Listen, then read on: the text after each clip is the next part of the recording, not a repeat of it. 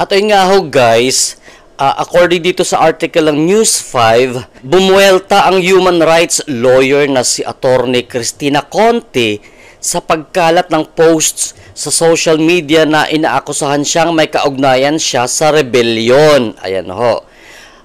Ayon pa sa naturang abogado, pang-distract lamang ang mga pang-red tag sa kanya. Ayun. Isa si Conte sa mga assistant to counsel na accredited ng International Criminal Court or ICC. Kasama rin siya sa mga legal counsel ng mga kaanak ng biktima ng drug war sa ilalim ni Pangulong Rodrigo Duterte. Ayan ho. Siguro hindi nga ako ordinaryong abogado, sabi niya, kasi tinindigan at pinukosan ko talaga itong issue na ito. Hindi ko kailangan maging miyembro ng CPP-NPA or Communist Party of the Philippines New People's Army para gawin to. Giit ng abogado. Ayan. Ayan ha. So sino ba kasi ang nagre-red tag dito kay Attorney Conte? Kayo ha. Di ba bawal ang red tagging ngayon? Naglabas ang Korte Suprema na bawal ang red tagging. Ayan ho. Doon lang na ho tayo mag-focus sa issue ha. Hayaan na yung mga red tagging na ganyan. Kamusta na ang pasaporte, Attorney Conte, na sinabi mo na para lang sa mga mayayaman, ha? Charot. Napunta sa pasaporte usapin, ayan, ho. Pero in fairness naman sa bawat isa sa atin, no, wag nating i-red tag. Kasi nga, nakalagay talaga yan sa ipinilabas na memorandum ata, kung di ako nagkakamali, ng Korte Suprema na bawal na ang mag-red tag sa bawat tao, ayan, ho. So, refrain from doing it. Doon tayo mag-focus sa issue, kung anong issue, kung ang itong si Attorney Cristina Conte legal counsel ito ng mga di umano ay biktima ng EJK, doon natin i-focus ang storya. Ayan ho ha. Lalo pa doon sa sinabi niya na ang pasaporte ay paras lang daw sa mga mayayaman, kaya parang wala daw puso itong si Attorney Nicholas Kaufman dahil hiniling nga ng kampo ni Duterte sa ICC na limitahan sa national ID at pasaporte ang mga ibibigay na identification ng mga allegedly biktima ng war on drugs ng dating Pangulong Duterte. Ayon ha. Para nga maiwasan itong fraudulent at talagang ma-lay down ang mga legitimate na biktima. Ayan ho.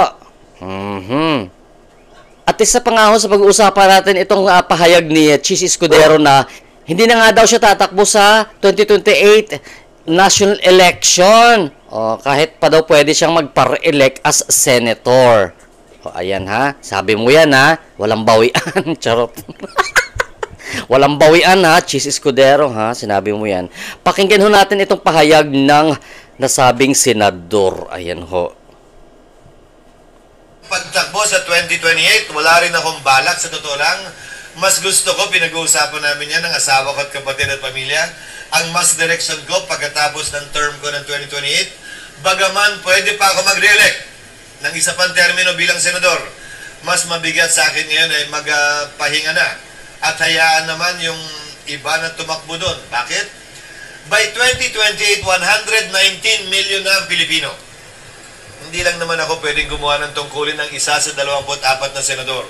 Sa 100 na milyon, tiyak ko meron, baka nga mas magaling at mas masipag pa kaysa sa akin, ang pwedeng pumuno sa anumang iiwanan kong pwesto kung mapagpasahan kong hindi na tumakbo muli sa 2028. Nasa sa inyo na yan kung iboboto nyo pa si Chis Escudero sa 2028 ha. Alam niyo naman dito sa atin mapagmatsyag talaga na sa panahon ngayon ang mga tao. Ayan. At least dyan kay sa sinasabi ni Amy Marcos nag-effort naman yung tao. In fairness naman doon sa kanya, nag-effort siya. Kasi ayon sa kanya napakaswerte pa nga daw nila na pamilyang Marcos na binigyan pa siya ng mga taong bayan ng pangalawang pagkakataon na maibalik sa Malacanang after noong pinatalsik ang rehimeng Marcos during nung tatay niya ba. Ayan. Pakinggan natin itong sinabi ni Amy Marcos ha. So, dapat naman kasi ingat-ingatan, no? So, mabuti pa to si Amy Marcos kahit papaano, alam niya ang mga maling nagawa ng mga ibang kapamilya niya, lalo pa ito mga sinimulan niya na hearing sa Senado tungkol dyan sa pagmamadali na dalhin sa Hague, Netherlands itong si dating Pangulong Rodrigo Duterte. Ayan ho, pakinggan natin ang sinasabi ni Amy Marcos. Apakaswerte na naming pamilya, binigyan kami ng pagkakataon ulit na makabalik at linawin ang tunay na legacy, ika nga ng aking ama. Ngayon, parang nasasayangan ako dahil eto nga, 3 taon na, nauubos ang panahon sa politika, sa paghihigante, pakikiaway. Sana tinutukan na lang natin yung expectation ng tao sa Marcos. Tama. Infrastructure, agrikultura, murang pagkain, mga trabaho, yung mga magandang iniwan ng aking ama. Sana itinuloy, sana tutukan pa rin natin yan. Sana hindi pa huli, may 3 taon pa naman na habulin pa rin at maiwasto ng aking kapatid. Sana isang tabi yung mga sino-sino dyan na nag-a-advise at siya ang magsabi dahil yan ang turo ng aking ama. O, diba? So, kung iniingatan lang ni BBM ang pangalan ng yumao niyang ama na dati na rin naipatalsik dyan sa Malacanang, dapat hindi siya nakikinig sa mga bubuyog sa paligid niya na mali-mali ang mga sinasabi na puro para sa kanilang personal na interest ang itinuturo nila dyan kay BBM. O, ayan ha. Sabi nga ni Amy Marcos, may 3 taon pa. Ayan naman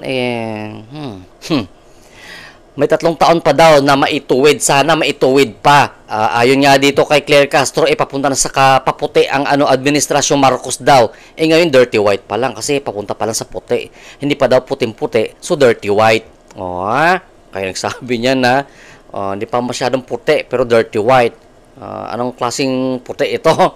Kayo ha, mahilig kayo sa puti, ha? Nasabi ko sa inyo dyan.